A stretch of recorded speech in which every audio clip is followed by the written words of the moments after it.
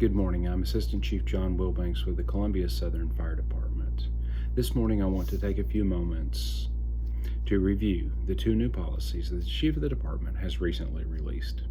These two policies are the Family Medical Leave Act, FMLA, and the Social Media Policy. These policies are in effect as of today. First, let me review the Social Media Policy. The main purpose of this policy is to establish certain guidelines for employees of the department to follow when using social media. There are numerous platforms that an employee may use. These are, but not limited to, Facebook, Twitter, YouTube, and LinkedIn. Employees have the right to have any or all of these social media platforms, and employees are free to express themselves as private citizens. However, this speech shall not impede the performance of an employee or negatively affect the public's perception of the department.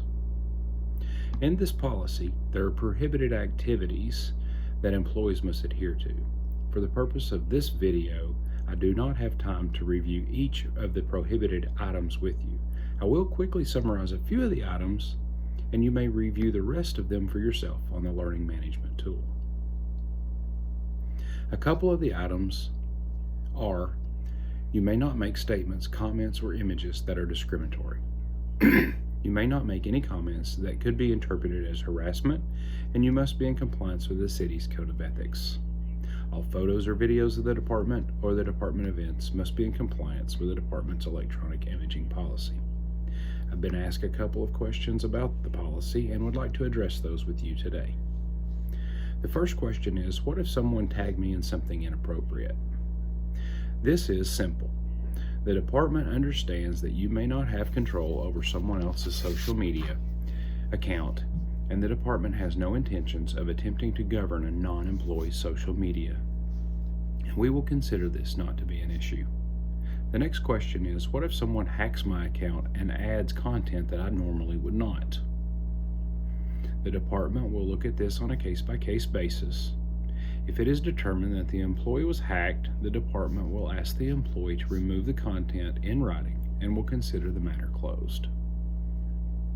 Discipline for failure to follow the social media policy follows the city's progressive disciplinary policy and could result in counseling up to termination for serious infractions of the policy. The department has thoroughly researched all of the applicable laws concerning public employees and social media. The department feels that this policy equally protects the department against embarrassment and also still protects the employee's rights under free speech as a public employee. The courts have ruled that as a public employee, the department has the right to limit speech to a certain degree, and we feel that this policy does not violate any laws or statutes. Next, let's review the policy on the Family Medical Leave Act, otherwise known as FMLA. The main purpose of this policy is to provide information on the Family Medical Leave Act and protection it provides to employees.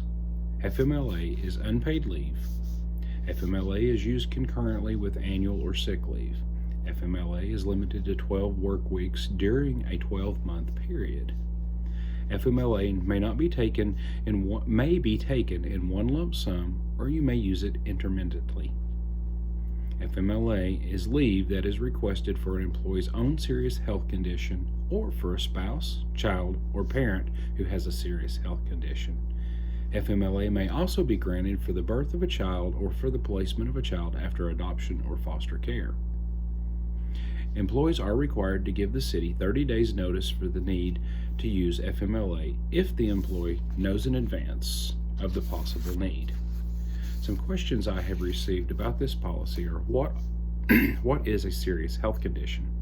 A serious health condition is one that requires inpatient care in a hospital, hospice care, or residential medical facility.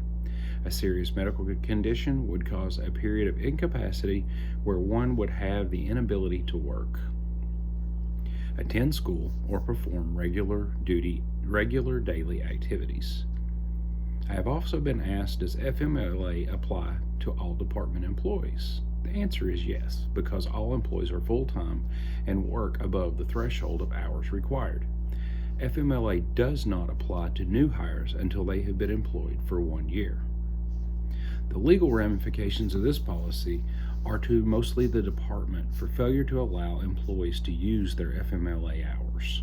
An example would be if the department terminated an employee after they had properly requested FMLA and the department had no other just cause for termination of the employee other than the use of their FMLA. However, the department keeps a close watch of sick or vacation hours and will reach out to the employee as soon as the hours are reaching the threshold. Disciplinary actions associated with this policy could be because an employee misused FMLA. Supervisors cannot retaliate against members for FMLA or may not question the use of FMLA once FMLA has been approved. Members are asked to keep in mind the 30-day notice portion of the policy. Thank you.